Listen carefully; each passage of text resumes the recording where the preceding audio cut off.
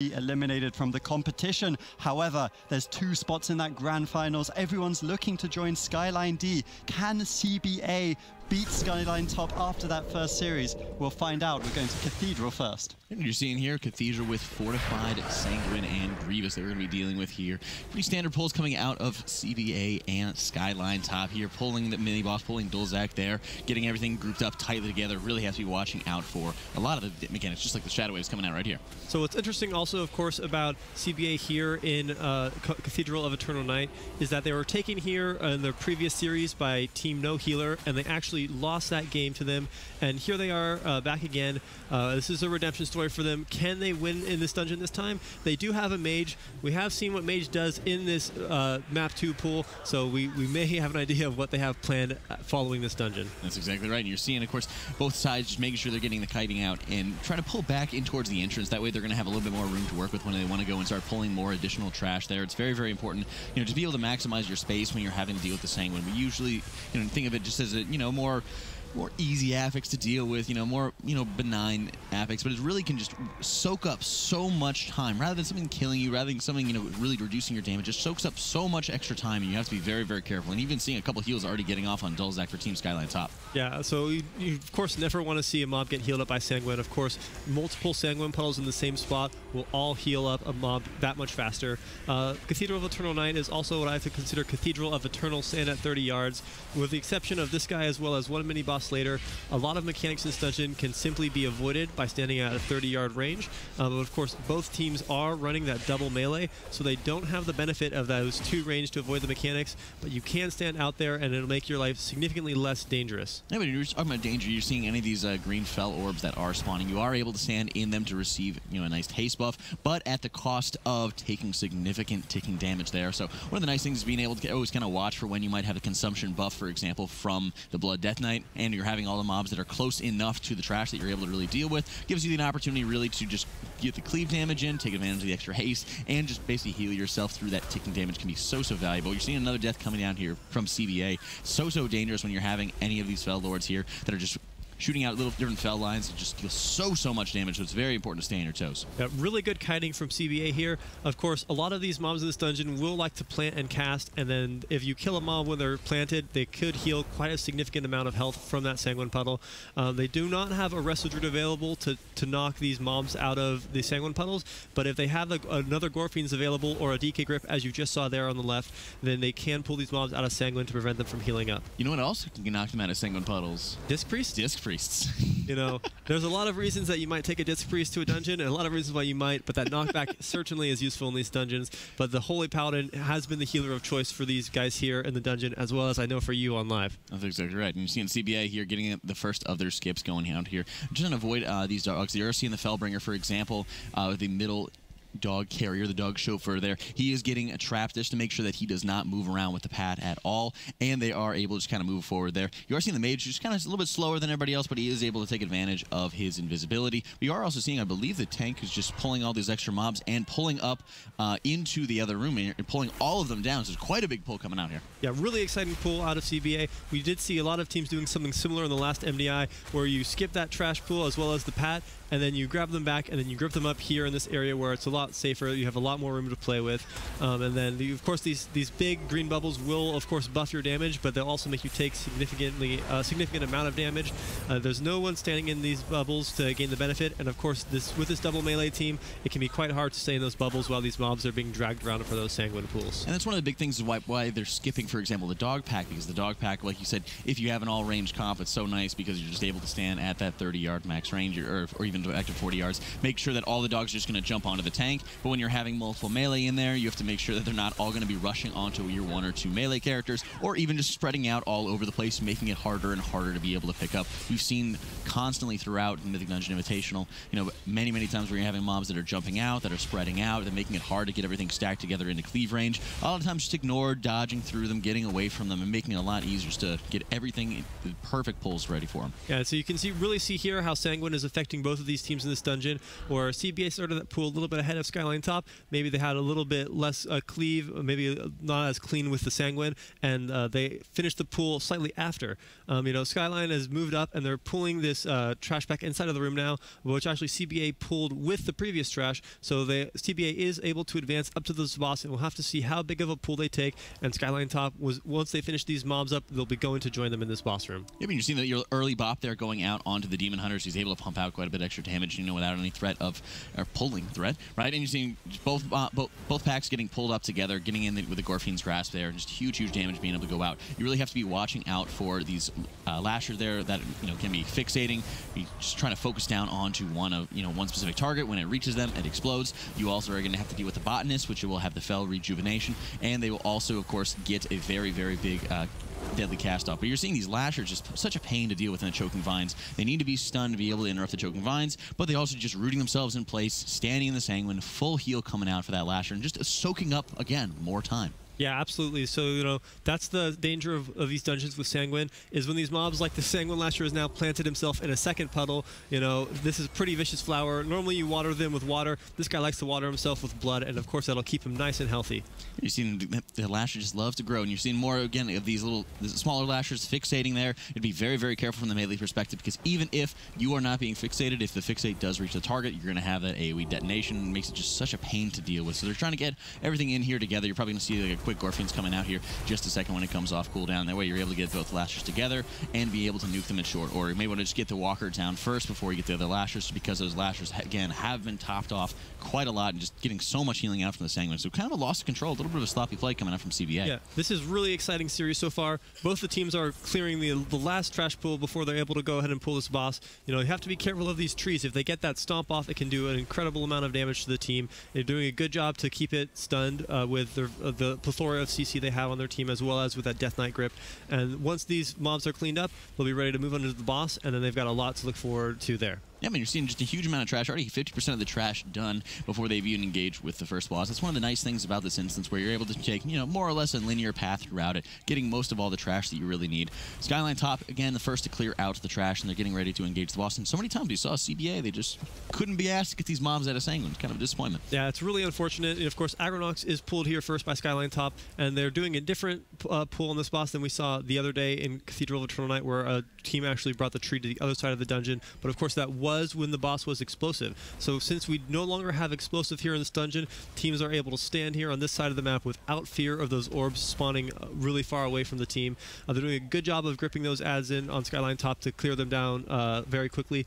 They will fixate players, and then if those mobs reach you, they can end your run early. That's right, and you're seeing, again, it's nice that they don't have to be standing on that opposite side of the little flower bed fountain in the middle of the room, as you're seeing there. They were positioning on that other side for the explosives, but they're also, again, is going to be the threat of those mobs spawning in very close proximity to you, eliminating, again, maybe your orb killer. Then you have to deal with orbs with somebody else, or getting expending extra battle reses, and you want to be able to hold on to as many as you can. You're seeing even deaths on both sides, and even, just about even boss health as well. Yeah, this is, of course, a very close series. This is our 4th seat versus our 5th seat, pulling Agronox. Now, Skyline top did pull this boss a little bit ahead of CBA, but CBA is actually catching up, and they might even pass them on boss damage in a second. A lot of damage coming out from this Fire Mage, as well as the Subtlety Rogue. Well, there is actually a death now on Skyline top. Hopefully we see a B-res to get this guy back up. And not having that damage for this boss could really set them behind. Wait, they actually don't even have access to that battle res. They had used it a little bit earlier when they were clearing, taking care of trash. So it does really set them far behind. And thankfully, we're not in any Tyrannical situation, because we've seen so many times where you lose a DPS in the Tyrannical situation, you don't have the battle res to be able to pick them up, and it just starts draining away your time here. So Skyline top was the first one to actually engage with this boss, and now they will be falling behind as a result. Just a little bit of sloppy play coming out there. They might have been just standing a little bit too close, for example, to the mob that Agronox does spawn, which deals tons and tons of take damage. But again, you have to be able to establish threat on it extremely rapidly. And thankfully, like I said, we're in a fortified setting, so we're not getting quite as deadly of the mobs are not putting quite as much pressure here on the tanks, which ideally should be able to put quite a bit more of an advantage for the healers to be able to just keep on continuing damage. You're seeing a lot more damage here on the Holy Paladin side for Skyline top than you would be, for example, in Team CBA.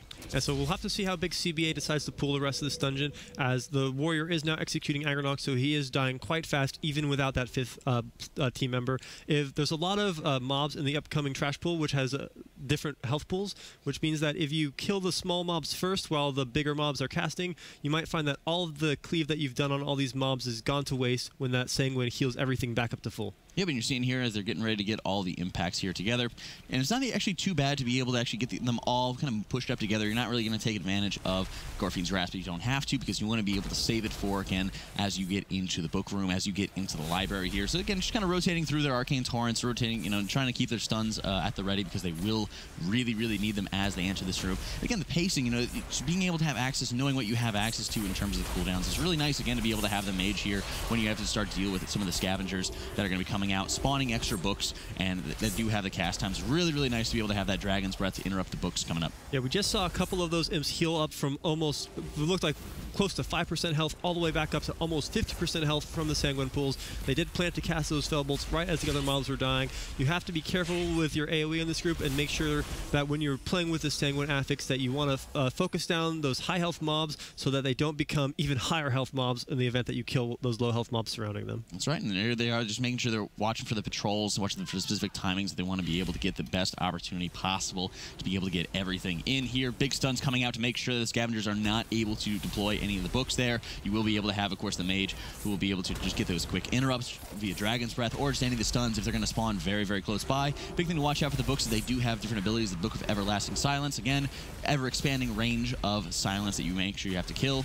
You will also have some more books later on that will be spawning, or have a very large cast time, and will spawn elemental mobs that just don't even deal that much damage. They just have so much HP and just take forever to deal with. Yeah, and so we've been talking a lot this tournament about the incredible single target damage potential of these subtlety rogues, but we saw him do an insane amount of AoE burst right there, and that is because a combination of Antora signaling beacon as well as legendary rogue shoulders will allow you to crit every single signaling beacon shot coming out of them, which is an incredible amount of AoE burst from these subtlety rogues to make up for the lack of AoE that they would have otherwise on pools. Yeah, when you're seeing a quick difference here between CBA and Skyline top, CBA is choosing, of course, to bring Gazerax in with the imp mobs. They're losing so many party members right now, just not able to quite really deal with the damage here. It was very surprising to see. It looks like they might have just had the Paladin, for example, staring into his eye and actually getting, disoriented by it. And you see the quick bubble there, but it wasn't quite quick enough. It was not able to save the Demon Hunter, so they, do make sure that they're getting him up, getting him back into the action as rapidly as possible there. But it's something I always kind of keep in mind when we're talking about the preparation for CBA, pulling these imps in, allow the rogues to get a little bit more single target damage in. And this mob is usually pretty easy to be able to kite. When you're in the situation, you really can't kill any more of these imps, because it's going to be very, very scary if any of them just die, spawn Sanguine right as he's just getting this huge cast off on him.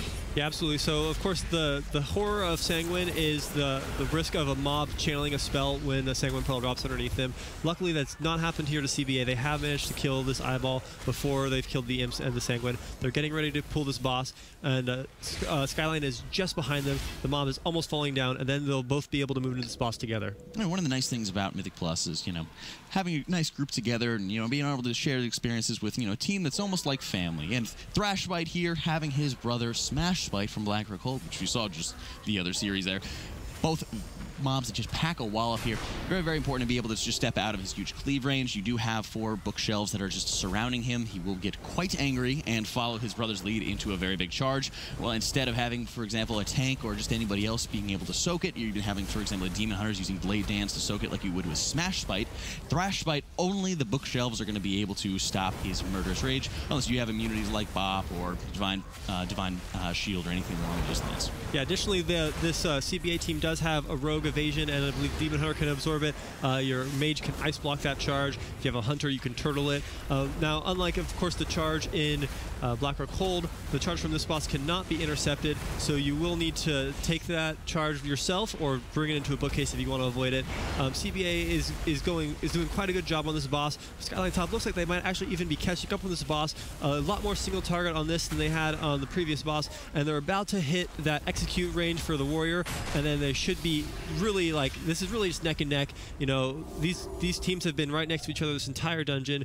They've just got a couple pools left before they can see who comes out on top. I mean, that's the opening that really Skyline Top really needs to be able to do, is just capitalize on their single target damage, capitalize on their boss damage. We've seen other teams actually just do whatever they can to be able to keep all of these little impacts in together to be able to cleave and actually get some extra mob percentages out of. You're seeing here, you know, CBA just letting them go, letting them, you know, deal with them. They'll get the other trash percentages later, but it is nice to be able to get these, for example, the buffs to your I-beam, just constant I-beam spam coming out here at every opportunity. And also just, again, we're seeing the good kiting, we're seeing the good positioning, the fundamentals there, just making sure that they're not having to waste additional time. That was kind of what CBA was kind of held up on, just a little bit of extra time here and there, just really adding up with Sanguine. Of course, we see now the Rogue is not able to contribute that much AoE damage there, because when you wear a trinket on a boss and then you switch it after boss combat, it will take you 30 seconds to be able to use an on-use trinket, so he will not have that Terminus signaling beacon for that AoE, and he will need his team to help carry him there. Skyline Top is just behind them. They've just cleared up this trash and they're heading up the staircase. We've seen teams do these pulls in a couple of different ways. Maybe you want to pull spiders, maybe you want to pull the orb weavers, maybe you want to pull the mini boss, maybe you want to pull everything. We'll have to see how these teams decide to do.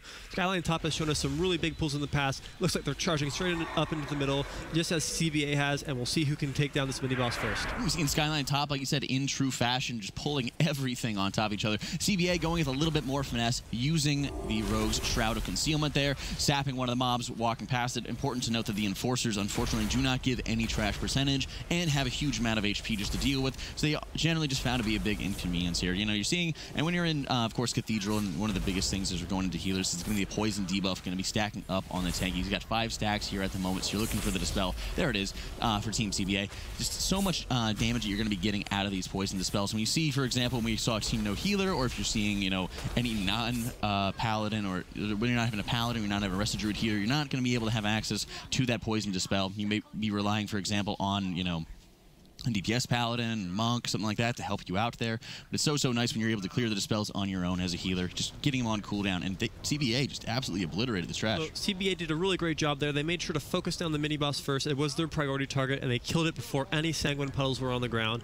Fortunately, Skyline Top does have some puddles on the ground while this mini-boss is still alive. Perhaps they gain some health back. And of course, since the Sanguine is a % health heal, it doesn't matter how big of the boss's, the mob's health is, it'll just make your life that much harder when they're standing in those puddles. That's right, and convenience is going to be the biggest thing, speeding through this instance as rapidly as you possibly can here. CBA, of course, I believe they're just, I believe they maybe pulled a little bit extra resetting Purgatory for the tank right there. Or resetting Purgatory, that's right. And so again, right as they're getting set, and that took a little bit of time, so you're seeing Skyline Top has a little bit of the spiders left to deal with as they're moving into position. They still have to put, of course, the Aegis of Agrimar into position to be able to spawn our next boss, Dominatrax. Yeah, of course, it's important to run up that staircase as soon as possible after you kill that mini-boss. That way you can start the RP for engaging the next boss. There will be additional trash often fighting you after you kill it, but the faster you get up to the top, the faster the RP starts. And we've seen in Lower Karazhan earlier how starting the RP earlier can give you a huge time advantage over pulling and killing bosses. Well, you're seeing here Dominatrax spawning 2 different portals up when he reaches 90% health. These portals, again, will spawn little imp mobs at 90% here. Very important to be able to get them down and burn them down quickly. The portals, of course, will be especially lethal if they complete their cast, so it's very important to be able to make sure that those are the priority targets there. And again, he will spawn, or sorry, at 100 energy, he will be casting this chaotic energy, where you need to just hide in the Aegis of Agrimar there in order to just mitigate the damage. Keep in mind that your healing and your damage is reduced when you're in the field. So if you're running in with your group of friends, you want to be able to top off the little damage that does get done to you. Make sure that you're stepping out of the pool first. Make sure you're stepping out of the shield first before you do so. Of course, and so CBA is doing a lot of damage to this boss. The next set of adds is going to spawn at 50% health, and he's just had that chaotic energy, so it shouldn't be coming up again soon. Oh, they have actually stopped damage. So this is really great to see. A lot of groups will continue to push here, and then he's going to go into the chaotic energy right here while those adds are out that you have to deal with. But by stopping damage and showing this restraint, they're able to deal with the mechanic safely, and then they can proceed to the next boss mechanic as it hits that 50% mark. At the 50% mark, of course, you are getting these Shavara mobs spawning. They are much more deadly than the smaller imps, and they will be knocking you back, jumping on top of you. So it's very important to be able to deal with, and usually they're going to be jumping on the tank. So it's very important to wait for the chaotic energy before he reaches 50% there, making sure you're able to deal with the Shavara mobs. That way you're not even having to worry about your tank, for example, jumping into the the Aegis of Agamar there, or having, for example, the Coven of Shavar, which do like a cleave knockback and knocking everybody out of the Aegis and just being such a pain. You're seeing the stun going out there on both the Shavara mobs for Team CBA, making sure, again, as their tank is going to be running into the safety of the Aegis, that they're not going to be jumping on them, the exact same scenario that we were outlining. Keep in mind, at 25%, Dominatrax does enrage, dealing quite a lot of damage. Very, very important to be able to rotate through your cooldowns, rotate through externals, through like Blessing of Sacrifice, for example. But at this point, it's just a straight burn. They are getting so much damage on here. Yeah, so you see CBA actually push the boss without waiting for that chaotic energy, and they've banished one of the Shavara mobs, so they don't have to deal with it later. And they probably are going to keep this mob banished for the rest of the fight. Common theme of China is don't kill what you absolutely don't have to kill. You know, we saw it in Neltharian's Lair when they let the Raxus eat some mobs, and you know they're going to keep this guy banished. Maybe the Warlock is wearing a Sephu secret. Having a mob available to CC to give yourself a proc whenever you want is really great. It can allow you to do a ton more damage. Yeah, it just makes it an extra convenience, not only helping your group that they don't have to be killing anything, they're not getting, you know, much extra benefits out of things that they don't even need to kill, and again, making sure that you're able to just get that Sephu's proc quite consistently. Again, both teams are at 97 and 96%. The last bit of trash percent that you have to worry about is going to be these 4 bats that fly down right before the final boss of Methystroth. So again, making sure they're dealing with the Sanguine, make sure they're getting to that transition point as rapidly as possible before they get this going. Yeah, luckily both of these teams do have kill count here. We will not see a mad scramble to the finish like we did earlier today in Cathedral. These 4 bats are going to come down, and then you're just going to grip up into the middle here as you see Skyline top do, and then they do have a lot of AoE on this group, so they are really just on the heels of CBA, and what this fight is likely to come down to is who can do a better job of blocking those balls in the transition phase on this final boss. Each ball hit will increase the duration of that phase for 4 more seconds, and every second here counts. That's right, and you just see how closely the teams are playing towards each other. Really, the boss damage is going to be so vital. You are going to actually have a little bit of sacrifice on the part of your melee DPSers, because, of course, the Paladin is counting as a melee, so it makes it so that you're going to have maybe the Paladin, maybe the Rogue or Demon Hunter for the side of CBA getting that extra debuff where they have to be running out. We'll be releasing the demonic spikes from the ground and dealing some hefty AoE damage to the entire group. You also have to make sure that you're not stacking up too tightly here. The boss will spawn some little shadow waves that will just put a little dot on you. It's pretty light if you're only getting 1 stack, but it's also very, very important to keep in mind that they can stack up quite rapidly if you're standing right on top of each other. Yeah, of course, remember the priority on this boss for what those spikes will target will be ranged classes first, followed by healers, and then by melee. So luckily this team, their Paladin Blue will not be able to do a lot of damage because he does have to stand at range to take those spikes, whereas CBA does have, you know, they're in a very similar situation, right? They've got a Mage and a Paladin, and both of them standing out, not being able to contribute a lot of damage to this boss. And one thing to always watch for is as you're taking the Aegis of Agamar, you need to be shielding Illidan as he finds out which of the shadows is the real one. You are seeing if he ever gets hit, it will take a little bit longer every single time. I believe it's an extra 10 seconds added to the intermission where he will need to be able to get that extra time back, recover himself, compose himself, and find out who that demon is. They do an excellent job here just rotating through different CDs. You're seeing the Paladin's bubble come out, and I believe we saw the Demon Hunter's Nether walk there, just to be able to absorb those orbs, make sure that there's not even the threat of Illidan taking extra damage there. That's right. You will likely hear the orb go off. It looks like there is a death coming out of Skyline top on that Warlock. They pick him up right away. Now the deaths are 4 and 4, so the death timer is neck and neck, but the boss is actually at half the health for CBA as it is for Skyline top. And you're seeing here just a huge differential in damage, just getting a little bit ahead. CBA has been just getting a little bit ahead and holding on to that lead quite consistently. And really one of the biggest things that has established this lead for them is CBA's finesse, where they're able to get the Shroud of Concealment, sap one of the Enforcers right before the mini-boss, right before the Spider mini-boss there, and then really just saved them so much time. And we're just seeing it as there's a 30% boss differential. Yeah, CBA, the story of this dungeon has really been their single target damage, where Skyline top has brought a lot of AoE and some great pulls to this dungeon. The single target brought by the CBA squad has really been the difference on all these bosses, as Mephistos here falls for them and they claim this first match.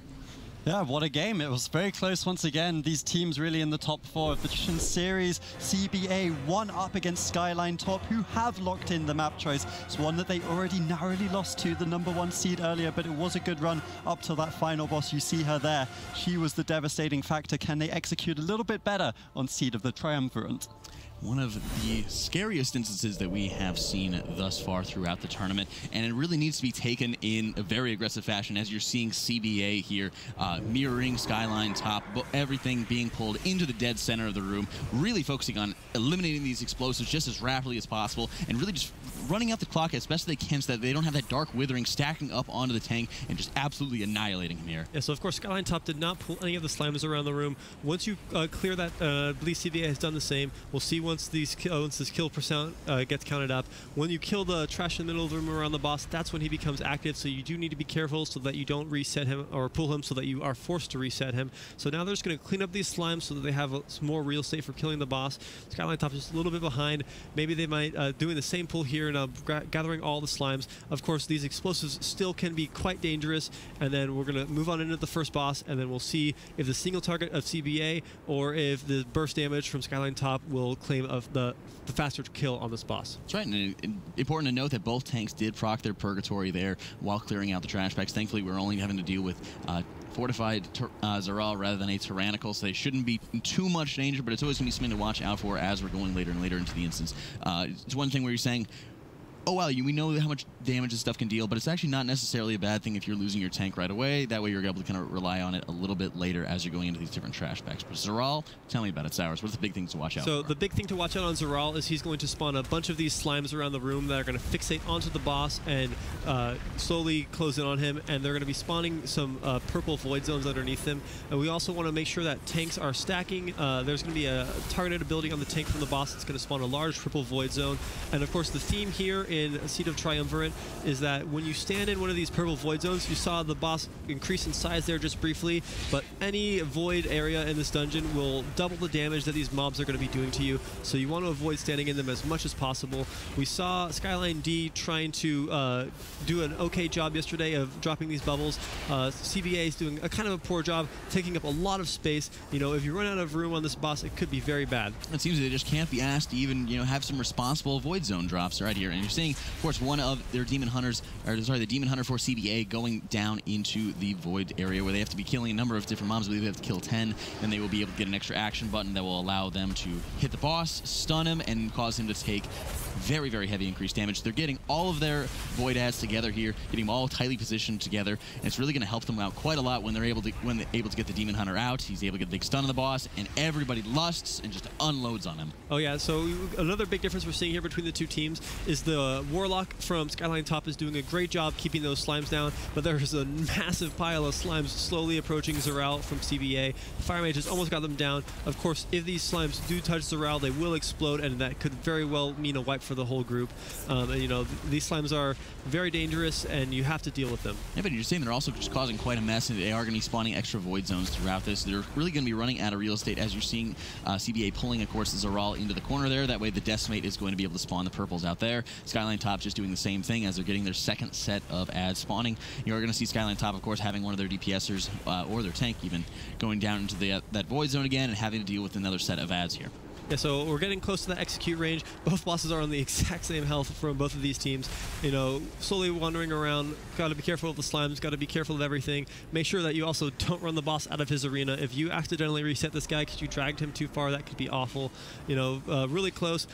Once, there's 3 deaths out of CBA. This is absolutely horrible. On 18%, this is definitely not what you want to have happen. There's a huge amount of time has been invested into this boss, and wiping at this low health, it's just disastrous. And you're seeing CBA being punished, really, just being punished for not actually responsibly placing any of the decimates there, just really running out of room at quite a rapid rate. Has Skyline top playing very cleanly, both on the floor and on the boss fight there, already moving on towards opening up the portal, getting the rest of the open world up and available to them. CBA just now getting the stun out onto the boss. They should be able to burn it without too much of an issue. They do need to be able to get these slimes just slow down or just burn the last 10% in the process. Yeah, so this is, of course, the strength of the Warlock versus the Mage. We see the Mage is likely because they have a plan to, of course, go to Blackrock Hold afterwards, as we've seen Mages do quite well there. But the Warlock is able to multi-dot all of those slimes up and kill them quite well, whereas the Fire Mage doesn't really have that ability.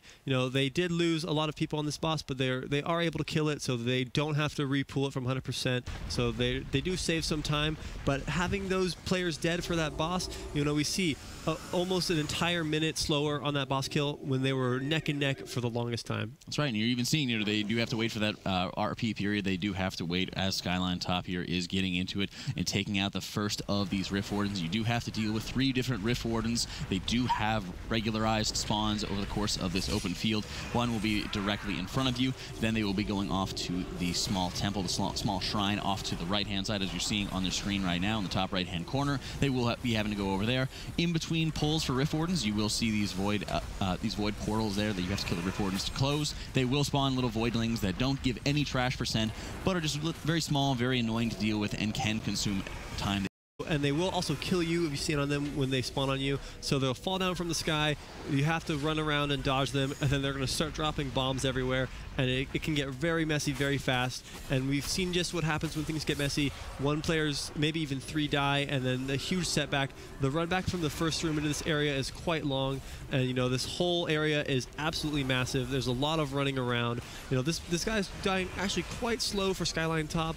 CBA is just getting into killing it as well. And then they will have to head over to that next location and deal with the next one of these big mobs. That's right, they're pulling just a little bit of the extra trash there. They are taking care of the Trickster. The Tricksters are stealth mobs that are about 5 or 6 of them around the entire instance. They can be extremely deadly, so it always helps to keep in mind, you know, the regularized, the general areas that the Tricksters will be patrolling around. A lot of times they will be sticking to the roads that you're seeing around here, so it's very important as a healer especially, watching out for your tank, watching for where he's positioned at, trying to stay close to him if possible, or if you're seeing that he's, you know, carving a new path that you haven't gone down yet, make sure you're following behind him.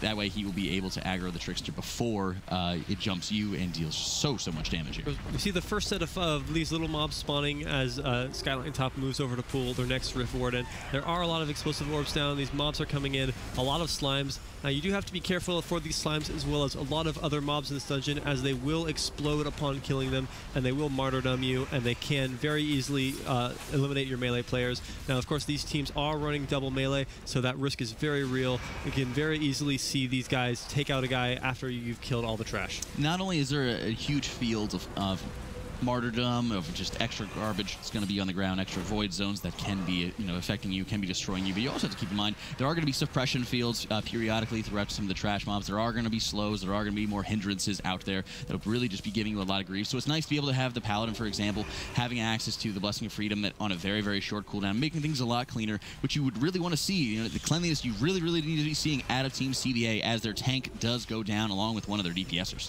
Yeah, this is, you know, really unfortunate out of CBA. Of course, this is Skyline Top's map pick, and they are looking quite strong in it, doing a much better job dealing with this trash. A full wipe out of CBA, and of course, they do have this long run back now. This is what happens, you know, maybe explosives get a little bit out of control, maybe the mobs get a little bit out of control, you fall behind, healer falls behind, tank falls behind, and then people start falling down, and then you've got a long way to run back.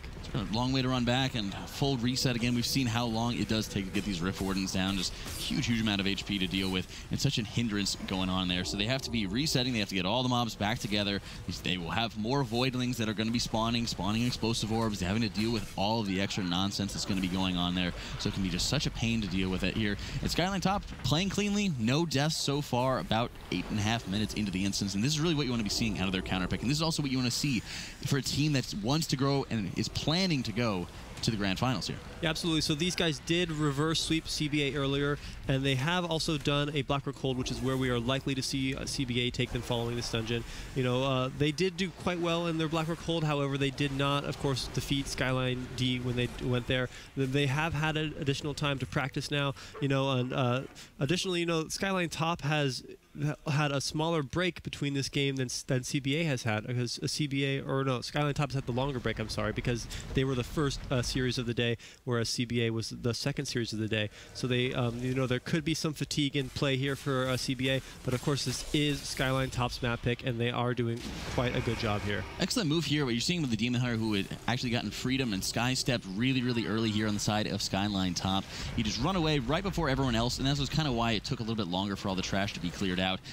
He had actually run ahead, taken care, and grabbed the last Rift Warden that the team actually has to deal with, and that way they're actually able to get them into some of the more favorable trash spawns. The last Warden, of course, it does spawn in a whole heap of Void Zone mess. You don't want to be able to have that buff out, and there are a number of patrols that are around that area, so it's great to see, of course, the Demon Hunter just being able to, you know, work on his mobility, or have the have the benefit of the extra mobility there, being able to pull it ahead of the time, meet everybody in a central location. That way you're not having the team having a lot of time backtracking, and they're able to position themselves the way they're able to get a bunch of trash pulls done, taking it out right before they pull Saprish. Of course, Demon Hunters are one of the fastest classes in the game. They do have the double jump, the glide, they've got a dash, they run faster based on how much more mastery you have. Running off ahead like that to go and pull the Rift Ward in early to prevent all that additional trash spawn. Really smart from these guys. This looks well rehearsed. You know, CBA running as a team together towards this mob. They were going to have extra trash to deal with as a result of that, but since Skyline Top was able to stay in combat with this Rift Warden longer, they will actually have less of those 0 kill percentage mobs that they have to deal with. Yeah, but as they clear again the rest of the trash, they are pulling more here with the Rift Ward and Skyline Top, making sure that they're getting the area clear for Saprish. You do need a huge, huge field to be able to deal with him easily, not worrying about pulling extra mobs here. And you're seeing, again, as they're engaging with the Rift Warden here, and as I believe they're pulling a full patrol here, they have to be dealing with them while they're all in this Void Zone. Usually it's going to be a lot more favorable, and that you're seeing the tank just taking tons and tons of damage here. Usually it's going to be a lot more favorable to be able to pull him down this hill, get him back onto the road. That way they're not going to have any of the buffs, that way they're not going to have any of the huge damage going out. Again, having their Demon Hunter going down, tank has already Purgatory popped, getting more deaths here on the Rogue as well. It just becomes so lethal when you're just leaving them right there in the Void. Yeah, you know, a surprising amount of players are not aware of this Void Zone mechanic. Hopefully CBA has done their homework for this dungeon. They did take a nice bath in this Void, and they're taking a lot of damage as a result of it. Deaths all around. You know, hopefully they don't wipe it up. They're still bathing in Void, so that mob is empowered, doing additional 100% melee damage on his swings. You see the DK is getting absolutely chunked on every single swing. You know, they just are so close to not being in damage, but they're standing in the Void.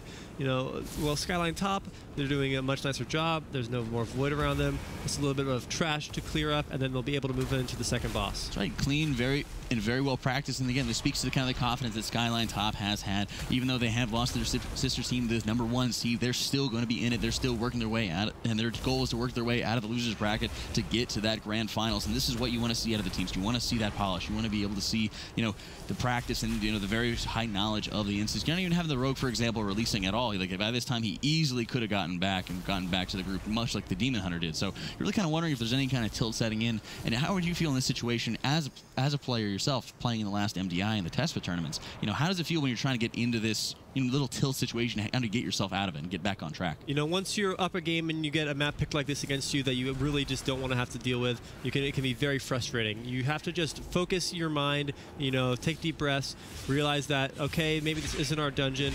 We're just going to do our best in here. You know, we saw a similar story coming out of Team No Healer earlier in the tournament where, you know, their game plan was, of course, maps 1 and 3. Maybe that's what CBA has planned. While Skyline Top is going and pulling the boss, CBA is cleaning up some trash because they do have a lot of room to clean up before they are able to safely engage this encounter. Skyline Top here is engaging with Saprish. There's a multi-boss fight that you're having to be dealing with that all have shared health pools. You have Saprish, of course, who will be doing blade dances that'll be increasing his melee attacks. You'll also be dropping mines, which are, of course, killing YD very, very rapidly. Thankfully, they have one more battle res to be able to dole out after the one they've just cast on him. You have Dark Fang, of course, which is the dog question mark ad, which will be using, you know, his Ravaging Darkness, which can deal very high amount of damage, and a frontal cone, and can put a dot on you if you're standing in a little bit too long. And as well, you will have Shade Wing, which will just jump out and cast a Dread Screech. That Screech, of course, will disorient you and just be such a pain to deal with. So it's very important to be able to keep everybody close together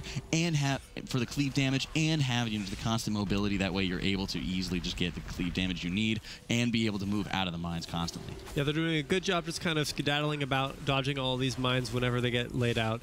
You know, they're just going to keep on moving. You need to be, of course, very careful for these mines, very careful for this dog, this Dark Fang, as he jumps around at you and cleaves in front of him. You know, making sure the Warlock is keeping up with the explosive orbs. Looks like maybe one off there. People are taking a ton of damage. Perhaps maybe they missed a kick. You need to be, you know, very aware of all the things going on in this boss. There's a lot to pay attention to. Bombs going off. Cats are jumping around. There's deaths coming out on CBA. It appears, you know, something may have gone on over there. Skyline Top is doing a good job. You know, these two deaths are really sad. You know, like, you can't use the B-res here. Maybe they should be running back right now. This trash has still got quite a lot of health. when you're sitting on the ground, the DK is dropping super low for Skyline top. There's so much going on.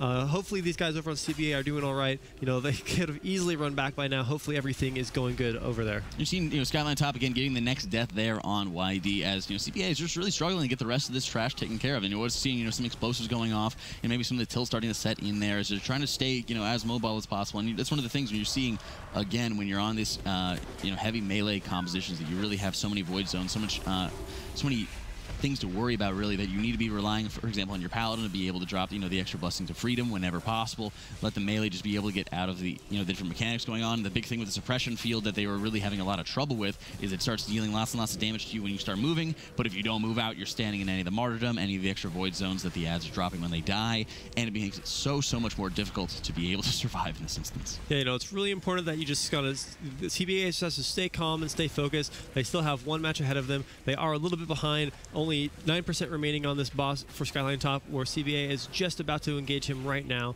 There is still, of course, that chance. We did see Skyline top wipe on halfway through the last boss. Any wipe on a boss here could set you back an incredible amount of time. So you just have to keep on playing safe. They do have this nice cushion of safety. Of course, if you play too safe and too slow, then you could risk getting run over by the faster squad. You're seeing Skyline top here taking care of Saprish here and moving on.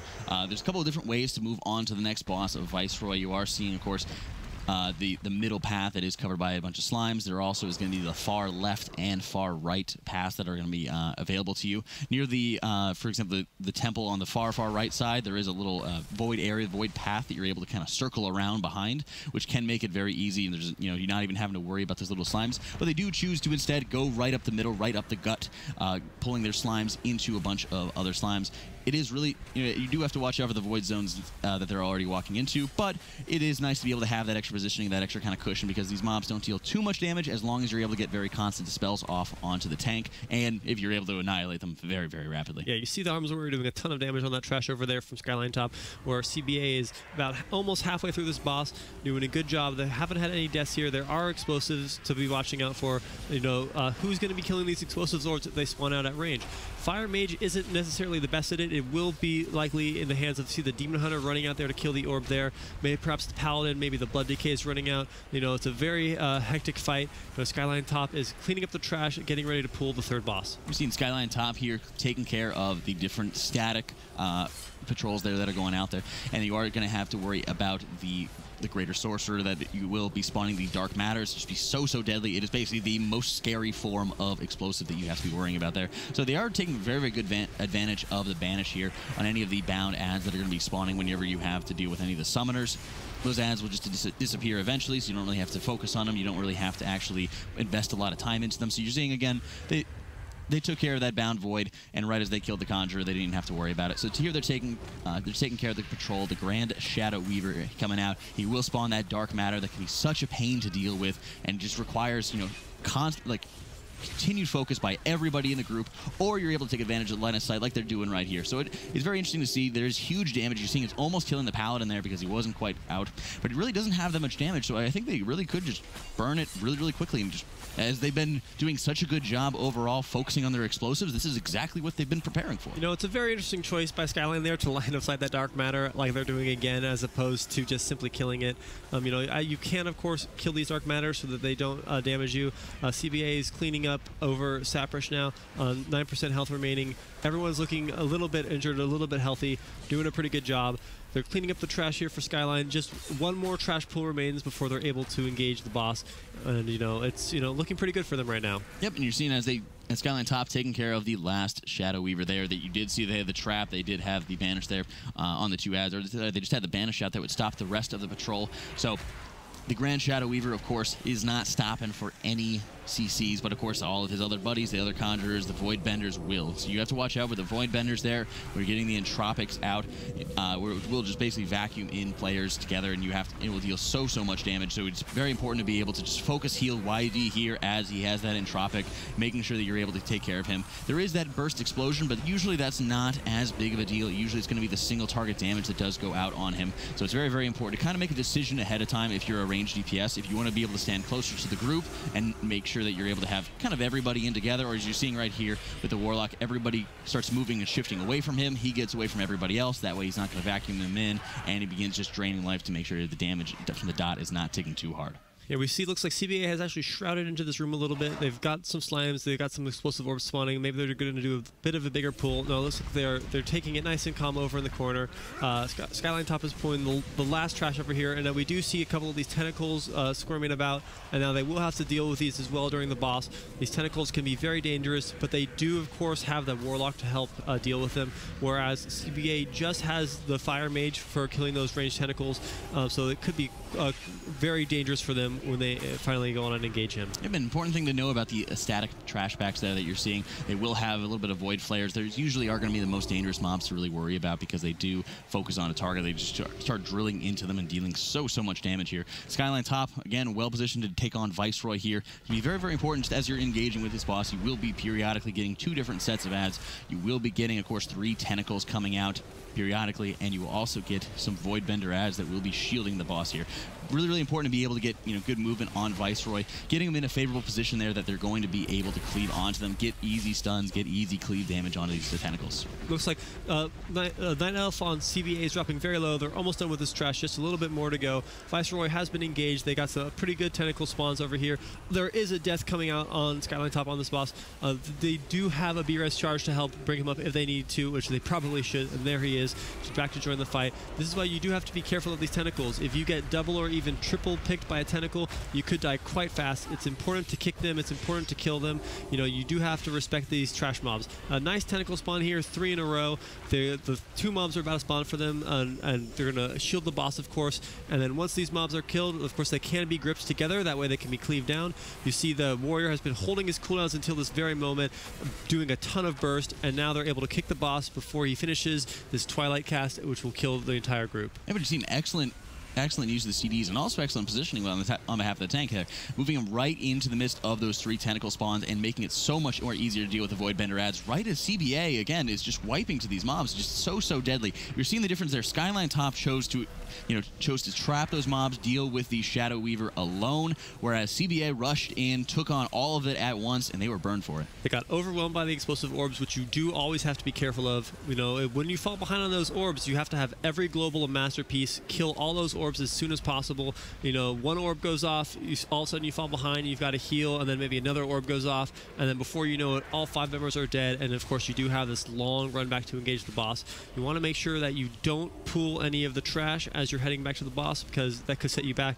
Maybe it looks like these guys are a little bit lost. They did shroud past some of the trash earlier.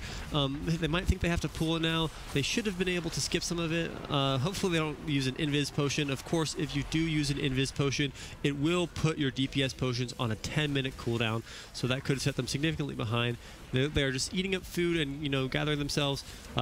This boss is 40% for Skyline Top and looking pretty good so far. We're seeing as Skyline Top is getting down to 38%. They've had some tremendous tentacle spawns here, making sure that they're able to get extremely good cleave. And one of the biggest things, as a healer, nice as a Holy Paladin, for example, being able to have Hammer of Judgment there, where you're able to stun one of the far away tentacles every single time, every other time, making it a lot easier just to focus on the group. A lot of times you will find, for example, the primary healing that you really want to be jumping out there is going to be on any of the party members that are going to be targeted by 2 tentacles at a time, and with adding in Quaking into the mix, it can be extremely deadly to deal with the entropic force, that pushback that increases in strength. So I love the positioning as you're getting that bird's eye view here for Skyline Top. They are always just working on not only, again, bringing in all the tentacles and the Voidbenders in together so they're getting extra cleave damage, but also when this will end, they're going to leave them there. That way the entropic will give them a very high amount of room to work with. That way they're going to be standing at one edge of the room, being pushed into the other, and as this pool the pool contracts,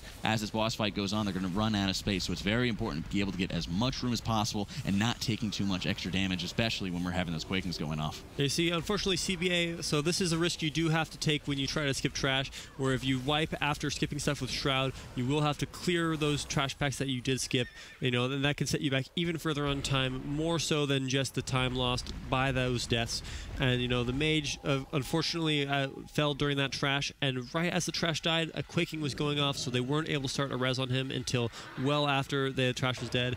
They still have a lot of trash to clear before they're able to engage Saprish, and Skyline Top has started the RP to the final boss, and this is, you know, their redemption story against this boss. Will they die again at 50%, or will they be able to finish this dungeon out really cleanly? And that's one of the nice things when you're saying you're not only are we having a rematch here, but it's also another time to be able to have that redemption, have that also extra preparation. You know, for they want to be able to get this win, they want to be able to move on to the grand finals, and the grand finals first game is going to be this exact same map, but on a 24. So it's very, very important for them just to, you know, prove themselves, get as clean as possible here. As you're seeing, only 3 deaths to CBA's 21 here, and just the focus here. And this hasn't been, you know, one of the fastest runs. I think they could have been a lot quicker. For example, on the Shadow Weaver, I think they could have been a lot safer. For example, just killing the Dark Matter right away. The health pool of it is not too bad. And again, they've done a very good job of just clearing up explosive orbs just in general already. So I really like that they were taking advantage of, or I really wish that they would have taken advantage of killing the Dark Matters, because they had to just line of sight 3 times,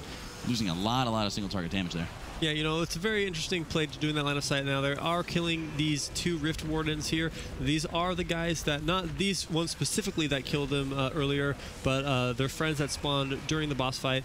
Now, they do have a lot of burst damage coming from this team, and there are 2 very important burst windows during Lura.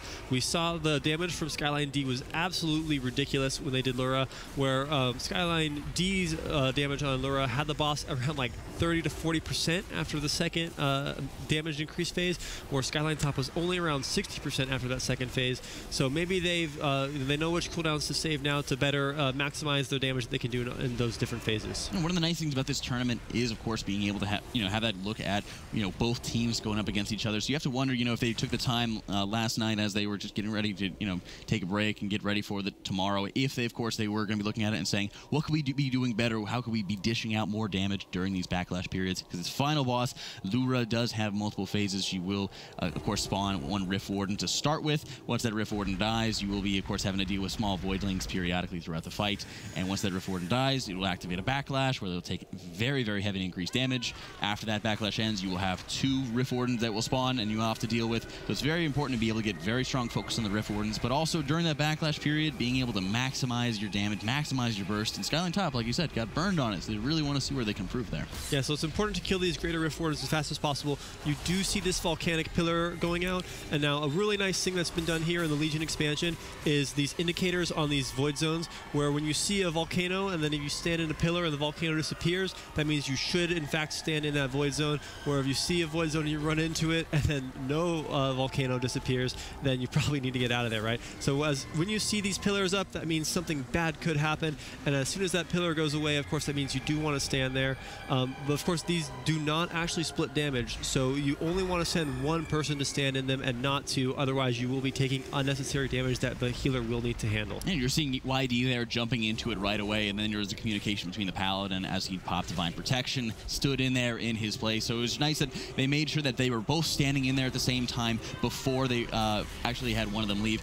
And they're engaging there right after the first backlash, pulling the next 2 Greater Rift Wardens right as CBA is wiping to Viceroy at 45% there, getting just halfway through the fight, and they're having to start all over again. I mean, we've seen Chinese teams soloing bosses before with just a blood DK, but I don't think they're going to be able to do it now. Yeah, it looks like there's quite a few tentacles, giving this guy a little bit of a tickle. There's not a lot you can do in that situation. They might be falling behind. They don't have that incredible dot spread that the Warlock provides them, so it is important that they maximize their movement on a fight like that. And, this is something that it's a risk that they did take when they, of course, locked into the Mage for the series. They did win the first map, so they do have map advantage going into the third one.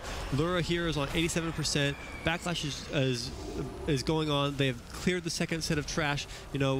Of course, they will end this phase, maybe around 70, 60%. They're not doing a lot of single target burst here, but it's just a simple war of attrition versus Lura, and then they should be able to clench this one out. You're seeing 75% here as they are leaving the backlash. Their burst isn't too big as we're going on to the full screen here, focusing all eyes on Skyline Top here.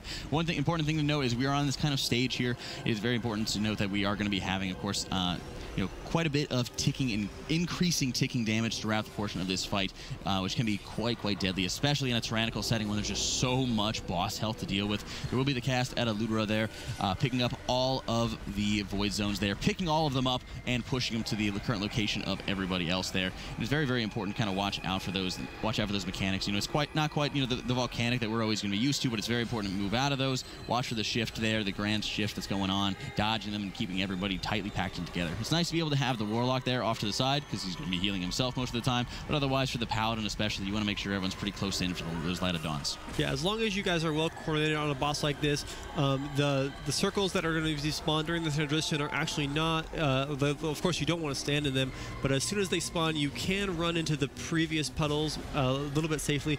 You will take a little bit of damage, but not nearly as much damage as if you had just planted and then got all those things sandwiched on top of you. Boss is at 50%. They're looking pretty good. You know, the Paladin's mana is a little bit low, but it's nothing to be afraid of. Everyone's looking quite healthy.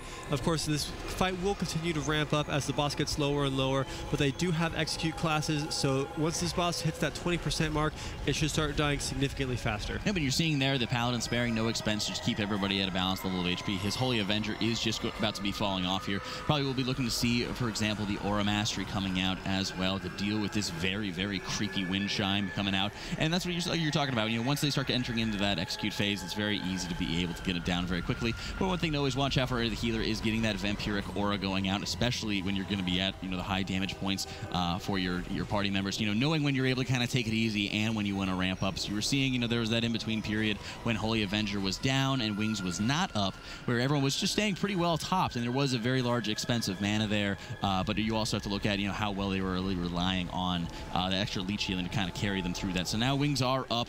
They're, even though the Paladin is at about 5 or 10% in terms of mana, they still, I believe, have access to Aura Mastery. There goes Aura Mastery right now just to kind of balance out their health pools. That should be able to be enough to kind of carry them through the point where they can get into Execute. Now that they're into Execute, you'll be relying a lot more on the leech healing that the Death Knight can provide to the rest of the group. And again, the Paladin is playing very conservatively. And I would like to see, you know, they're getting their Tears Deliverance off, which is an excellent free heal. I would maybe want to see if they haven't used Bubble yet, maybe just using Bubble and just kind of avoiding healing himself. As you are seeing that debuff, that little dot coming out on blue right there, can deal quite a bit of damage. And it was nice. It was fantastic when they were able to get it on the Warlock 2 or 3 times in a row because he's just able to heal himself mostly. When you're seeing it, there's the Bubble going after the Paladin. When you're just not even having to worry about it, you're seeing Holy Avenger coming up again. Extremely good endurance, extremely good stamina on the part of blue there. Getting very clean run and see the Triumvirate and Skyline top taking game 2. Yep, justified final game. This is game 3. Neither of these teams can afford to lose this map. They have to beat the Arcway. They have to be the fastest team. It's a race at the end of the day. It's a race to the finish, and the top teams in China will not allow mistakes. CBA versus Skyline top. Jack and Sowers, take it away. I'm seeing Skyline top here on the right side. What we had seen last time out of them was hopefully very similar to what we're about to see here, where we're seeing, you know, again, that death run that they're going to be pulling out here, everyone activating again their Sky Step potions. Because last time that we were in this dungeon, we had to be dealing with Explosive. Now we're dealing with Grievous. What do you think about CBA again taking the route here where they're getting the Shroud of Concealment versus the death run? So, you know, there's a lot of differences going on right here in the first few seconds of this dungeon. So, of course, CBA has sent the Rogue forward to have that green slime jump on him so that he does not jump a second time before coming back and gathering his team for the Shroud of Concealment past all of those mobs. You know, CBA, of course, does not have the Warlock that Skyline top has, so they will not be able to, you know, tame one of those mobs to gain that haste buff for the entirety of the dungeon. Of course, once again, you know, Skyline top has done this suicide run, and they've luckily not placed a Paladin in a puddle this time, so they are up much quicker. You know, it looks like just the Demon Hunter was safe. Everybody else is kind of, you know, hanging out in that puddle, and very soon they'll all be releasing and gathering themselves up, and then heading on to Nautira to as their route was last time. That's right, and you're seeing, you know, CBA very interestingly actually chose to engage with a lot of those mobs rather than going for a death run. So they're already starting off with a 17% trash timer, and it does look like both of them are going into these Mana Wraith rooms and taking them on, and just like Skyline top probably will be as well here. And again, huge pulls coming out, and you're seeing, you know, mirror pulls on both sides. But it'll be very interesting to see, because a lot of the trash that CBA is just taking care of is going to be some of the trash that's consumed a lot of time for Skyline Top, and I believe they actually wiped on when they were going to the last boss here. Yeah, you know, you want to make sure that you're not wiping to any of this trash. You know, of course, we did see some very costly runbacks coming out of the previous teams in this dungeon. You know, less in this dungeon can set you back an incredible amount of time. You know, that first pull is the most dangerous, which is why both teams have opted to skip it. Skyline Top with the Death Run and CBA with the Shroud of Concealment. They're clearing up this trash pack around the same time. Of course, Skyline Top does have that 17% additional trash that they cleared in that first circle, which Skyline Top will have to come and clear later in the dungeon. They're moving into the spider room together. They've got lots of spiders to kill. You know, that's just the way it goes. Yeah, I mean, it's very interesting to see, you know, both teams taking the very same route and looking as if they are neck and neck, but CBA, of course, being a bit more efficient, getting that trash down very, very early. It will be interesting to see, though, when we're looking, we always laud how great of an advantage that it's going to be having that the Warlock there to be able to take on the Chaos Bringer, which is huge damage. But will be interesting to see, because there is, you know, right off the bat here, CBA does have quite an advantage. An interesting thing to note here with Skyline Top is that they have opted not to go and tame that Warlock pet before engaging these spiders. You, of course, can go run over there early and grab that Warlock pet to buff your guys, but they have opted that they do not need it, and they kill these spiders very fast, as you see, as they move towards grabbing these trash and getting that buff for the boss. And one of the scariest things having to do with since it's definitely going to be the raging that you're going to be seeing here, and especially comes to fruition where you're seeing the Blade Lords coming out here. The Blade Lords love to just jump behind a player and hit him with a huge dot. Whenever they enrage, the dot also is affected by that enrage. So one of the biggest things with your healers, you know, is dealing with, you know, one dot, you know, when you're, especially when it's not going to be on a Warlock, when they're not able to heal themselves or at huge amounts, you know, it can be just such a hassle to deal with. And you're seeing, you know, the dot going out, you know, just one dot, not too bad to deal with when it's on the Warlock, but when you're getting two, it's just absolutely shredding through blue, and he has to fight through that dot, and he has to fight through the Grievous. So definitely a lot of damage going out. You see the Mage dropping incredibly low. Looks like he's popped Ice Block to stay alive. You know, that's what happens in these dungeons. You know, there's a lot of damage going out from all these mobs. This is, of course, a 23, and, you know, we will be seeing only 24s after this series is over, so the dungeons only get harder from here. You know, they were going into this boss, of course. In previous dungeons, CBA has actually had a more impressive single target damage on this boss, but here in Arcway, with this Warlock pet, you know, the damage difference could be more than made up for Skyline Top. Well, they're going to need the damage to be more than enough for them, because they're already at 52% on the side of CBA here. They're going to need that extra damage. They're going to need, you know, YD's strength to be able to keep them topped off here. And again, you're seeing, you know, the markers being put out on people's heads, and I love being able to see this, being able to have, you know, clearly defined areas of where everybody is going to be going. You're seeing the yellow marker there on the right side of your screen marking where the Warlock 4-team Skyline Top is always going to be porting with his demonic circle, regardless of where he's standing right now. It makes it a lot easier for your other two melee to have a good idea of where they're going to run to. And I love being able to have a strat just to have the general knowledge, so just everybody know where they're going to be coordinating to. Because if the Warlock, for example, does not necessarily have his gateway, or sorry, does not necessarily have his portal, you are able to rely on the jump, you are able to rely on the Fell Rush, your other mobile DPS to be able to take care of it. Now, this is the kind of coordination you expect to see from teams who have made it this far in the tournament. This is a boss where you do not want to hold hands with your friend, which we will want to see over on Corsollax. If you hold hands with a friend and run out together, then you'll find that one of you is going to meet an untimely end. You know, I'm holding hands with Jack right now. We're all friends here on the desk. You know, they're killing Naltarax together. You know, the YD is dropping low. You do have to be careful of these puddles that Naltarax spawns. They will do a very large haste debuff on you. You know, you want to make sure that you don't stand in those, because they will kill you, they will lower your damage, and they're also going to slow your movement down considerably. Yeah, but it's really nice to see CBA making use of the Blessing of Freedom there to drop it onto the Mage. That way he's more quickly able to get out of it and also just not be affected by the debuff there. Important to note with the Blink Strikes is that more often than not, it will always just be targeting a ranged player on the first one, and it definitely will always be targeting a melee on the second Blink. So it's very, very important, especially as a healer, to be able to have, you know, that extra offensive or just a very, very rapid reaction to be able to top off that damage. You are seeing, again, the Demon Hunter going down for Skyline Top. They were not quite able to break their Tangled Web rapidly enough, but they are quite a bit ahead here on boss damage. Yeah, so, you know, this is the power of that Warlock pet. You know, you see CBA is doing a lot of damage, but Skyline Top is staying just that much further ahead, and we will likely see them moving in to do that big Paladin Invis run, and then into pyloning. Of course, CBA does have a rogue to accompany the Paladin, so he will be able to make it a lot of the way with that Invis potion, and then he'll follow it up with a Shroud of Concealment to get him the extra distance. Perhaps even everybody might use an Invis potion and then Shroud of Concealment. We'll have to see what they decide to do as they head towards the next boss. Yeah, but you're seeing, you know, it's nice to be able to have that extra Shroud of Concealment, as well as also having the sap to be able to just deal with that Chaos Bringer. First, they have to be dealing with this Dreadborn Seer. You do have to be watching out for, again, the eyes, which the eyes and, of course, the prophecies. The prophecies, usually you're able to just grip from the side of the DK, either with Gorfine's Grasp or with a regular Death Grip. They do let it go through, and it does deal tons and tons of damage. Thankfully, again, it's only a 23 Tyrannical, not a Fortified. Otherwise, you would have been having a much, much different story of many people going down rapidly. Yeah, so we can see Skyline Top just kind of hanging out right now. Where is their Paladin gone? Well, he's gone on a journey around the world. You know, these guys are going to be dealing with this mob here and then quickly going and killing themselves as the Paladin sets up himself to do the skip. CBA is doing something similar. They're heading on out. We'll have to see how they decide to approach it. We have seen, of course, Skyline Top doing a very similar execution in this dungeon earlier. This is the second time they've been here today. They are warmed up. They're looking quite strong. And we're seeing Skyline Top again, perfect execution of, you know, on the behalf of blue there, getting into that, you know, safe corner there. It's nice. You have a, you know, a symmetrical room here. You have that corner that they're standing here right now for blue, and you also have another identical corner on the opposite side. That corner, though, the opposite corner is much more vulnerable because the tunnel with which you use to enter in, as you're seeing on your left side of your screen, as you're seeing CBA going through right now, there is that patrol that actually walks a fair bit of distance into the room there, which makes it much, much more difficult to be able to easily get in there and to easily, you know, avoid a lot of those mobs. You're seeing CBA's rogue sapping the middle part of the patrol, making it so that they're not going to be running around, not going to be moving around, not being able to have any kind of extra harm. But I am looking to see when the Holy Paladin, there he is. The Holy Paladin then rezzing up from his pylon, dropping a feast, getting a little snack, taking it easy before he does res the rest of his team. So Skyline Top doing this just a little bit faster.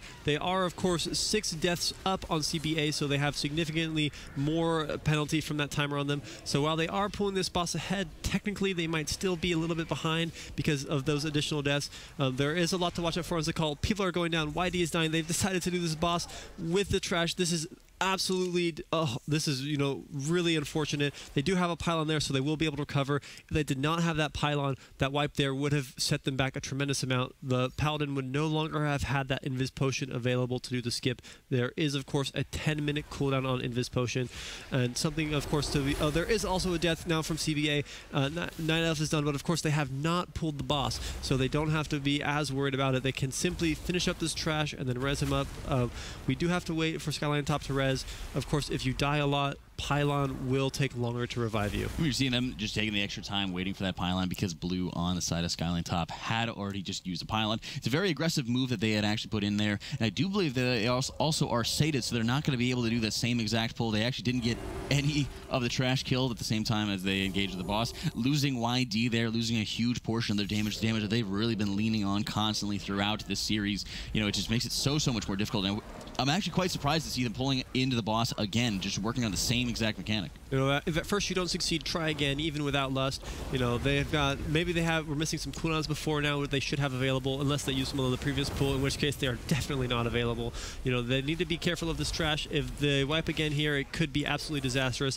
Zakala, 85% for CBA and 90% for Skyline Top. You know, there's a lot to watch out for on this boss. There's, of course, these void zones that are coming down on the ground that you need to be aware of. There's these purple lines that will kill you if you stand on them, as well as these pillars, which we saw Paladin do something I've never seen before today, popping a bubble and running into them. I'm not really sure what he was up to. There's really no reason to stand on these pillars.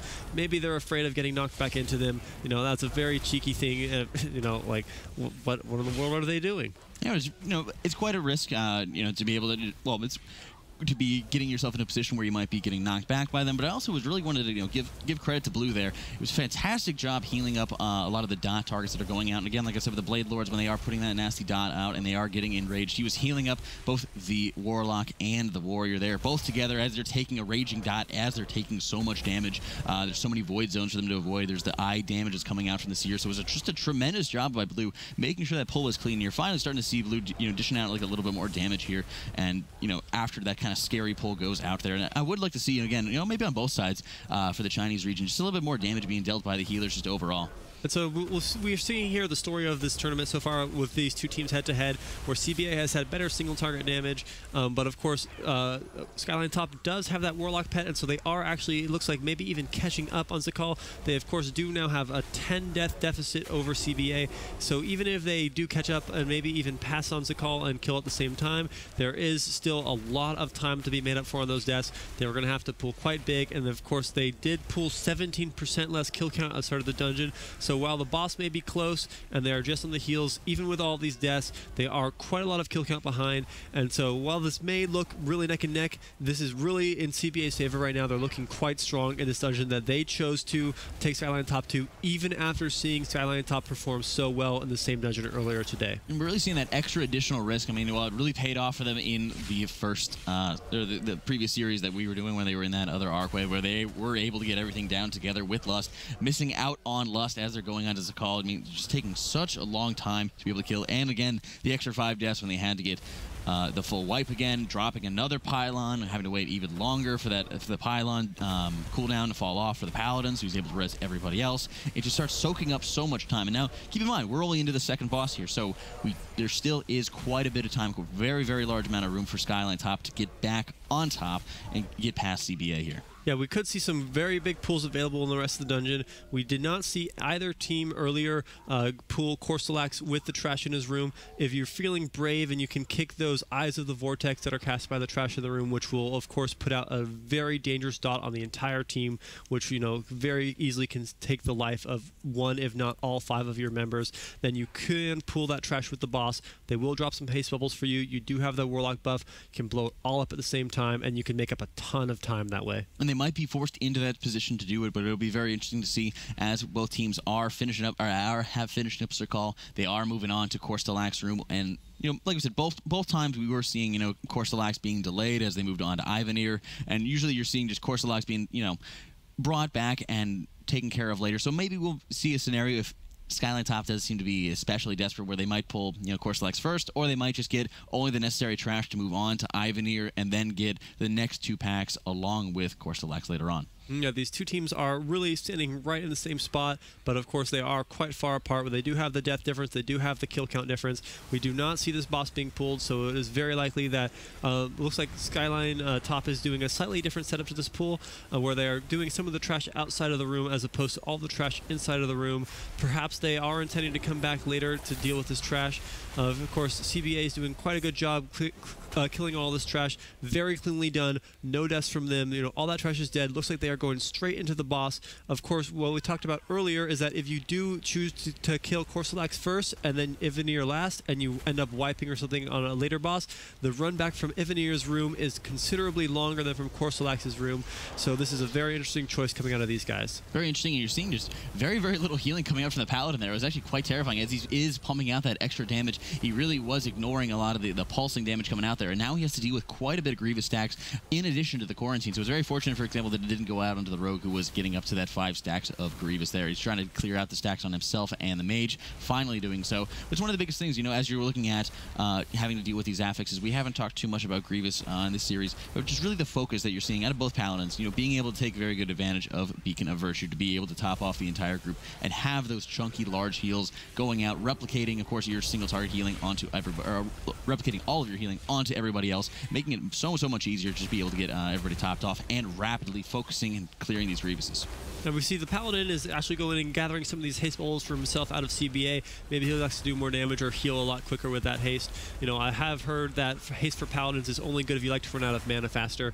It is a very interesting choice for him to pick up these bubbles. CBA or Skyline Top has, of course, changed the route up from last time, where they went to Ivanir first and then Corstalax second. Here they have decided to engage Ivanir as their 3rd boss as opposed to as their 4th boss. They are a little bit behind. They, of course, do have that Warlock pet buff, so they will be able able to make up some of the damage they are behind, but, you know, this 43% versus 89%, they are, you know, see a nice buddy job there, keeping the Paladin standing next to his Warlock so that he can easily break him out of that imprison. You're just having that this simple, you know, kind of series and the kind of cycle that you're going to be going through. You are going to be having, for example, the vacuum coming out there from the Gathering Power as Corstalax does clear out all of the haste buff patches. You will then start seeing again the orb coming out that just deals quite a bit of damage. Then you're going to be having some of the suppression coming out, dealing lots of damage to the entire group, and then you're going to be getting back into that quarantine. So you have these opportunities to be able to kind of run around the room, pick up whatever buffs that you can, get back to a buddy, get ready for quarantine, pick up whatever buffs you can, and then you're having to deal with the vacuum, and then start rinsing and repeating here. Yeah, we did see in the previous Arcway series and today 2 different approaches to pulling the trash before Ivanir. Skyline Top opted to pull it in 2 trash pools, and they were successful doing it that way, but of course there was, I believe, explosive in the earlier dungeon, and the other team attempted to pull the entirety of the room, and they did wipe to the explosive. Of course, that explosive is not present here in Arcway, so pulling the entire trash before Ivanir is very likely to happen, and, you know, of course, when you can pull more trash, you go that much faster. Yeah, but you're seeing CBA taking down, wiping the floor. There we go with Corstalax there as they're engaging with these warp shades, making sure that they're pulling them back in, making sure it's going to be a little bit easier to deal with these phase breaches. But they're also making sure they're getting the line of sight on, so that way they're able to pull those mobs in with a bunch of the extra mana race coming out here. Again, stacking up as much of the trash as possible. It's very, very important for them to get those kicks out on the phase breaches, because they did have basically both those warp shades in the open field. You are losing your Demon Hunter in the process there, but the res is very, very close by, so you should be able to get back into the action very rapidly. I like this pull, and it's something we haven't quite seen that much. You know, looking at some of the trash, it's going to be a lot less lethal, a lot, you know, easier to kind of deal with. Once they're able to get that Demon Hunter back, things are going to be looking a lot more stable, getting everybody into that Chaos Nova and being able to get just huge, huge damage out here. Yeah, it's certainly not a pull I've ever seen done here by CBA. The Demon Hunter has died twice in this pull. People are getting quite low. You know, they're cleaning up this trash. Demon Hunter is just around the corner. You know, there's a lot of things to kick in this pull. Luckily, we do see a couple of Blood Elf silences going off, and making sure to, of course, keep those cast downs. Now, Blood Elf Silence is a fantastic utility spell in these dungeons. A 1 minute, 30-second cooldown currently that will do a silence to everything around you. A blanket silence, you know, for 3 seconds, which will allow you to kick as many spells as possible. And if you have Sefu's Secret, you can proc it even when a mob is not casting, because it does apply a blanket silence. So it's really great utility from these guys. Really well done on that pull, despite the deaths. Yeah, one thing I'd like to be seeing a lot more out of these Paladins is a lot of times I'm not really seeing either the Holy Pally dropping Consecration too frequently there, especially when they're getting into that very large pull. You were seeing CBA's Holy Pally kind of running past all the mobs, almost running through them like he's going to drop Consecration, then just kind of skipping past them. And that's one of the things, you know, the lowest maintenance possible. You know, I know that you want to be able to play safe as a healer, you want to be able to be secure, and you want to be able to make sure everyone stays alive. But one of the biggest things is going to be helping both these teams, you know, whoever is hoping to go further into this tournament, you know, really relying on that extra healer damage, leaning on it to be able to do only the necessary healing, only clearing out, for example, the Grievous stacks, you know, when they actually need to, when they have, you know, the extra healing necessary to be able to get to top. So that's one thing I'd like to see a little bit more of. You know, we have been seeing for both these groups, you know, lower damage overall, and I think Skyline Top's healer in blue has been doing a much better job. Yeah, we are hoping to see, of course, a lot more damage coming out of these healers. Perhaps we'll see more in the upcoming regions. They did a nice job cleaning up that trash for CBA. We did see some of those sparks from that mob doing quite a lot of chunking damage to both the Rogue and the Demon Hunter. You do have to be careful of those as a melee. It appears the DK has gone in and pulled both sides of the worms. He has engaged the Forgotten Spirit. By line of sighting around this corner, the Forgotten Spirit will come around and continue to cast Torment, and now these worms are coming to join the party, and they're simply going to stack them up. The Demon Hunter will be able to I-beam everything down. Fire Mage is doing a lot of AoE. All of these worms help single target for the Rogue. Really, really nice pull. Really scared to see, actually, if they're going to be able to have another interrupt or two, because they do have the Forgotten Spirit, who is enraged, and that's where you see the darkness coming down there. There were a couple pretty early interrupts. I believe it was by the Demon Hunter. That way he's able to get enough resources. So I'm glad they were able to actually get the Forgotten Spirit down very quickly, because if you're in a fortified situation, as you're seeing right now for Skyline Top, the entire group getting hit by one of those raging torments, it's usually very good to be able to let a couple of the first casts go through. That way it's going to be a lot easier to heal, and that way you're always going to have all of the interrupts that you need as you're getting into the raging part and the Enrage Forgotten Spirit. Of course, we see CBA now doing a very similar pull to Skyline Top did in this dungeon, where you pull both left and right there, and by line of sighting back across this bridge, these mobs will run all the way across and stack quite nicely for you. Of course, the Gorfiend's Grasp is used to keep these mobs stacked up, and all those small worms die very quickly. Of course, we no longer have that Sanguine affix we had in the earlier dungeons. If that had been present, that's a lot of puddles that would have been there. Could have possibly healed these Warp Shades up to full. They do like to heal themselves up to full normally themselves, so you need to make sure that you kick the Phase Breach, you kick this Arcane Reconstruction, which you're doing a great job at, and you know, this looks really clean from CBA. This is their dungeon pick, and you know, they picked it with confidence, and we can see why. I mean, you're seeing them; they're at 94% already on trash. You know, a huge amount of the trash percent that's already been cleared out, of course, has been trash that, you know, Skyline Top will have to engage with later on in order to actually activate the final boss here. So great to see the Arcane Anomalies just being taken down here. You do have to be watching out for these sparks that are coming out in melee. Those Astral Sparks, especially when you're running these double melee comps, are just so dangerous. So I love the presence of mind coming out of the Blood Decay, very rapidly moving all of them out, letting, of course, the Paladin and the Fire Mage again taking them down and opening up basically the melee back again, opening it up for business. Yeah, so we see, you know, I think something that's kind of cool about this dungeon is they did choose the Fire Mage and they did come to Arcway, and we talk about how great the Warlock is in the Arcway, how much nicer maybe a Blackrock Hold would have been for the Mage. But, you know, this shows you that you don't always need to do weird, funny cheeses. As long as you play cleanly, you have less deaths, you play smart, and you pull carefully. You know, you don't need to do these weird, you know, emceeing a mob or spell stealing.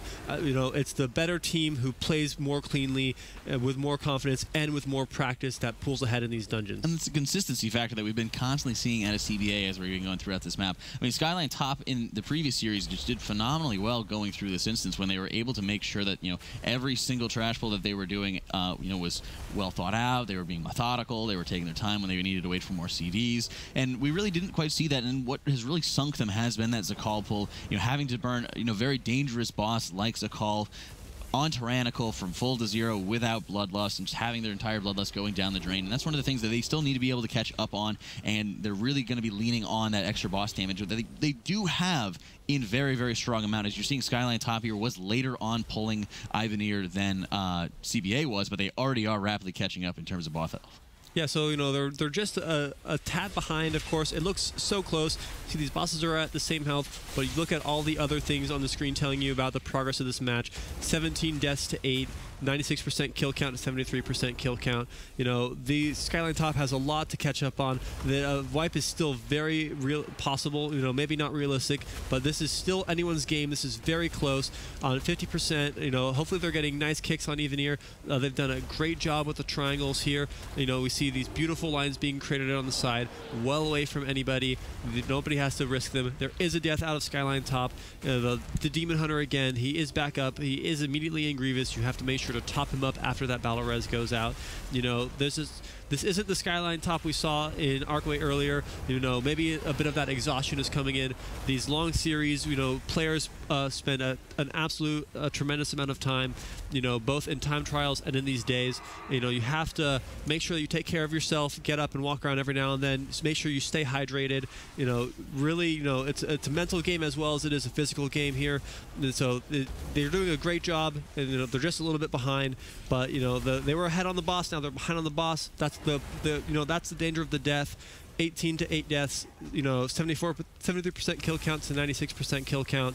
You know, it's a very close dungeon still. Yeah, but you're seeing, you know, Skyline Top having that close death there, and they're also just trying to make sure they're getting all their volatile energies out as best as they possibly can. There can be very, very huge damage coming out, and they really are reducing, you know, their field to be able to move around with. And one scary thing is, you know, the more that you're moving around when you're having to deal with these little triangles, the more that you're pushing and jostling your other teammates around. So it can make it a lot harder, for example, to be able to have those perfect lines. You're seeing a much cleaner job here by the CBA, and well, Skyline Top has just basically eliminated about half of the real estate that they have to work with in this room. Yeah, so, you know, we might see some sort of really crazy pull out of Skyline Top. They have a lot of kill count to make up after this boss. These should file right around the same time. Of course, any wipe further in the dungeon means that by choosing Ivanir last, they have an incredibly long run back. Just 4% kill count remaining for CBA. They do have additional 2% kill count to do before they spawn the last boss. Skyline Top, of course, has 25% kill count they need to make up. You know, they are both heading back to that final room to engage this last boss, and you know, this series is still very close. We'll have to see what ends up happening. I mean, you're seeing CBA there taking care of the last of those warp shades, relying on that little bit of trash to be able to, you know, take down or to spawn the boss there. You are seeing Skyline Top, and it kind of like brings us back to what we were talking about when we were looking at, you know, the danger that you're going to be seeing, for example, in, you know, getting enough trash and playing risky enough to get the trash packs that they really need to be able to get back to the boss. And it's very interesting. You're seeing the Mage actually pulled them away, or sorry, yeah, I believe the Mage actually pulled them away, then invised, but it looks like he actually did accidentally pull them again, so he is going to go off and die and try to reset that warp shade, and he will need to be able to kind of skip around, so maybe he'll just kind of take the long way around. Team CBA choosing instead to take on these mana wraiths rather than the warp shades, not really having to worry about the extra, you know, extra interrupts, the extra focus fire that they really need to be doing to them. Actually, interesting to see they did use a battle res to be able to get their Mage up. That way he doesn't have to actually just kind of spawn around the long way and just kind of hinder the team. Yeah, very interesting, you know, strategy there by CBA. I've never quite seen something like it. You know, can you sap those mobs? Can you imprison those mobs? They have the rogue, they have the demon hunter. Maybe you can blind them. I'm not quite sure. Maybe Shroud isn't up on cooldown yet, but they now have kill count. The doors should be open. They can head on to the boss room and engage the last boss. Skyline Top does have a lot of kill count they need to catch up on. They are doing quite a large trash pull right now, making sure to kite it out of these puddles. A lot of damage going out, doing a great job. And we're seeing CBA here taking advantage of that Shroud to make sure that they're able to get back down into the boss room there. Having a nice, you know, little bit of a shortcut that we're able to see out of there. And it's not something that we're commonly being able to see. So it's nice to be able to kind of have that, you know, roundabout approach to it. And they are getting a pretty good position on this Forgotten Spirit as they're able to kind of dodge around him and then be able to just go the opposite way around the ring that is Advisor Vandros' room. So very, very cool here. Right as we're seeing Skyline Top just posturing themselves, getting ready for just a giant pull that they really need to have. They really need to execute well in order to survive this series. Yeah, so these crystals, of course, on Vandros are incredibly dangerous. You need to make sure that you're cutting the boss in a nice circle and, you know, always being aware of your surroundings. And, of course, once the 50% transition happens, he will choose one target, which he will then chase around, and you have to drop a bunch of void zones on the ground, which, if you stand in, will kill you. These orbs are exploding. They can push you into these crystals. You know, there's a lot that can go wrong in this boss. All they have to do now, you know, the dungeon is in their hands. Just play smart, play safe, you know, don't do anything silly, don't try to get fancy. This is a really, you know, really excellent dungeon by CBA. We can see why they've chosen this for Skyline Top. You know, hopefully they shouldn't get reverse sweeped here. This looks really good for them. Skyline Top has, you know, they did a big trash pool, and they still have a couple more % before they spawn the boss. They just have to take care of that, and then they'll be ready on fighting the same encounter. I was always curious. We're seeing, you know, CBA having quite a big advantage here going up against Skyline Top. It was very interesting to see. We haven't even seen an Arcway out of CBA yet, so I'm always kind of curious when we were looking at, you know, the team communication, or, you know, what they might be thinking going into this, saying, you know, watching Skyline Top, for example, fighting their way out of the losers bracket and watching their game in Arcway and saying, you know, we can beat this. You know, we have the tools. We actually have a much better strategy. And just right off the bat, they started off by taking that advantage and just snowballing on top of it, saying, oh, they're going to do a death run? They're going to wait all this time for these void zones and things like that? No, we're going to do it better. We'll do you one better. We're going to get, you know, the Shroud of Concealment into this trash packs that we need to be getting anyway, and it just shows that there's considerable advantage. Already reaching the transition period at 50% as Skyline Top is about to engage with the Advisor. Yeah, it's definitely a battle of the brains here. CBA, of course, having the better strategy. They have shown that they have the better route. You know, they are at 50%. You have to be careful. You can still die during this run back, and a death could be very costly. They do have one battle res charge remaining, so they can, of course, get one person out of jail free if they were to fall. Everything in this run back is incredibly dangerous, but they're doing an excellent job. Everyone's staying healthy. Paladin has a ton of mana, looking really good.